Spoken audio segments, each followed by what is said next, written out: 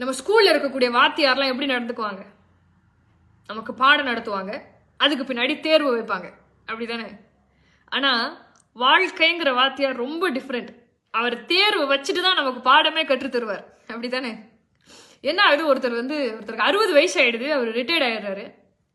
என்ன பொறுப்புல இருந்து ரிட்டையர்ட் ஆக்குறாருன்னா, பேங்க்ல ஒரு சேர்மேன் அப்படின்னு ஒரு போஸ்டிங் இருக்கு, நல்ல பெரிய போஸ்ட், அதுல இருந்து ரிட்டையர்ட் ஆயிடுறாரு.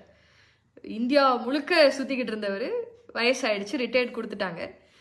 ரிட்டையர்ட் ஆனதுக்கு பின்னாடி பொதுவாகவே எல்லாரும் அப்படிதானே, ரிட்டையர்மெண்ட்டுக்கு பின்னாடி சொந்த ஊருக்கு வந்துருவாங்க. அது மாதிரி இவர் சொந்த ஊருக்கு வந்துடுறாரு, கையில கொஞ்சம் பணம் இருக்கு.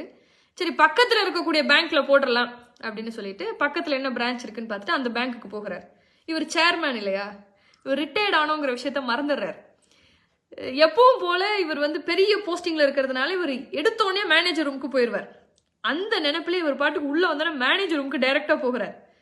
ஆனா இப்ப என்ன ஆகுது, இவரை தடுத்து நிறுத்திடுறாங்க. சார் சார் சார், நில்லுங்க, எங்க போறீங்க, வெயிட் பண்ணுங்க.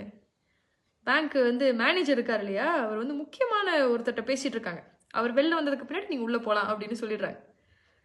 அவருக்கு ரொம்ப இன்சல்ட் ஆயிடுது. அவர் ரொம்ப ஒரு மாதிரி ஹர்ட் ஆன மாதிரி அந்த இடத்துல உட்கார்ந்துடுறாரு. நிறைய எண்ணங்கள் அவருக்குள்ள ஓடுது. எத்தனை பேரு என்ன பார்க்கணுங்கிறதுக்காக வெயிட் பண்ணிட்டு இருப்பாங்க, இன்னைக்கு என்னையே வெயிட் பண்ண வச்சுட்டாங்களே நான் ரிட்டையர்ட் ஆனதுனால அப்படின்னு. அது ரொம்ப ஒரு கஷ்டமாகுது.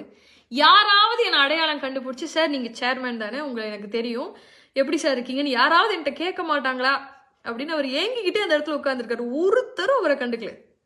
எல்லாரும் அவங்க வேலையை பார்த்துக்கிட்டே இருக்காங்க. ரொம்ப அவருக்கு கஷ்டமாகுது. ரிட்டையர்மெண்ட் ஆனா இவ்வளவு தானா, மரியாதையே இருக்காதா அப்படின்னு அவர் பல விஷயங்கள் யோசிச்சுக்கிட்டே இருக்காரு. சரியா 1/2 மணி நேரத்துக்கு பின்னாடி மேனேஜரை பார்க்கறதுக்கு அலோவ் பண்றாங்க. உள்ள போய் எல்லா விஷயத்தையும் சொல்றாரு. இந்த மாதிரி நான் பணம் இதுல போட போறேன், நீங்க எல்லாம் பாத்துக்கங்க அப்படின்ற அந்த ஜென்ரலான விஷயங்கள்லாம் இருக்கு இல்லையா, அதெல்லாம் பேசிடுறாரு. எழுந்து போகும்போது ஒரு விஷயத்த சொல்றாரு, நான் வேற யாரும் கிடையாது, நான் முன்னாள் சேர்மேன், நான் ரிட்டையர்ட் ஆயிட்டேன் அப்படின்னு சொன்னதுக்கு பின்னாடி மேனேஜர் நல்லா பேசுறாரு. சார் எனக்கு அடையாளம் தெரியல, நீங்க உட்காருங்க, நம்ம கொஞ்ச நேரம் பேசலாம் அப்படின்னு மேனேஜரும் இந்த முன்னாள் சேர்மேனும் பேசுறாங்க.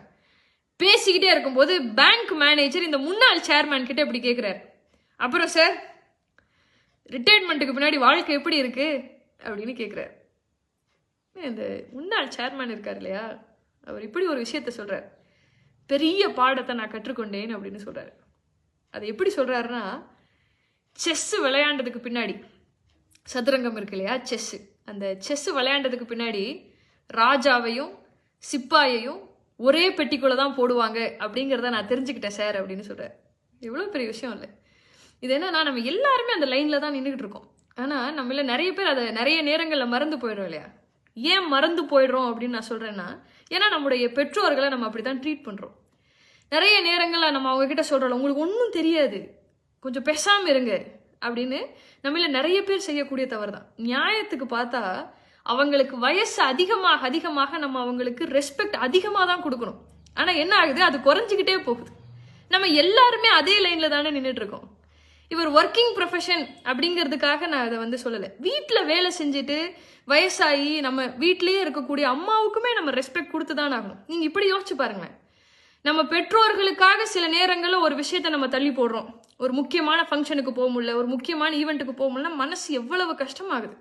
என்னடா இவங்கனால என்னோட ப்ரோக்ராம் கேன்சல் ஆயிடுச்சே அப்படின்னு சொல்லி இப்படி யோசிச்சு பாருங்களேன். நம்ம குழந்தையா இருக்கும்போது எவ்வளவு ஃபங்க்ஷன்ஸ் அட்டன் பண்ணாமல் இருந்திருப்பாங்க, அவங்களுக்கு பிடிச்ச துணியை போடாமல் இருந்திருப்பாங்க. நம்ம படிக்கும்போது ஐயோ நான் வெளில போயிட்டா என்னோட பொண்ணோ அல்லது பையனோட படிப்பு வீணா போயிடுமே அப்படின்னு சொல்லிட்டு எவ்வளவு விஷயங்களை அவங்க அவாய்ட் பண்ணியிருப்பாங்க. இது எல்லாமே சாக்ரிஃபைஸ் தானே. நீங்க இந்த நிலையிலிருந்து யோசிச்சு பாருங்களேன், உங்க அம்மா அப்பாவுக்காக ஒரு ஈவெண்ட்டை நீங்க தள்ளி போடுறது அப்படிங்கிறது இந்த நிலையில நம்மளால ஏற்றுக்கொள்ள முடியலன்னா, நமக்காக எவ்வளவு விஷயங்கள் அவங்க செஞ்சிருக்காங்க. இப்போ அதெல்லாம் பார்க்கும்போது அவங்களுக்கு நம்ம எந்த அளவுக்கு ரெஸ்பெக்ட் கொடுக்கணும். இன்னும் சில பேர்லாம் இப்படி யோசிப்பாங்க, எதுக்காக அவங்க இவ்வளவு நாள் உயிரோட இருக்கணும், நம்ம உயிரை வாங்குறாங்களே அப்படின்னு சொல்லி. இறைவன் உங்களையும் என்னையும் அப்படி ஒரு எண்ணத்திலிருந்து பாதுகாக்கணும். நல்ல ஒரு விஷயத்தை தெரிஞ்சுக்கங்க, எந்த அளவிற்கு உங்களுடைய பெற்றோர்களுக்கு ஆயுள் நீளமா இருக்கோ அத்தனை நாட்கள் இறைவன் உங்களுக்கு கொடுக்குற நன்மையை சம்பாதிக்கிறதுக்காக. அதை மட்டும் நல்லா ஞாபகம் வச்சுக்கோங்க, யோசிச்சு பாருங்க.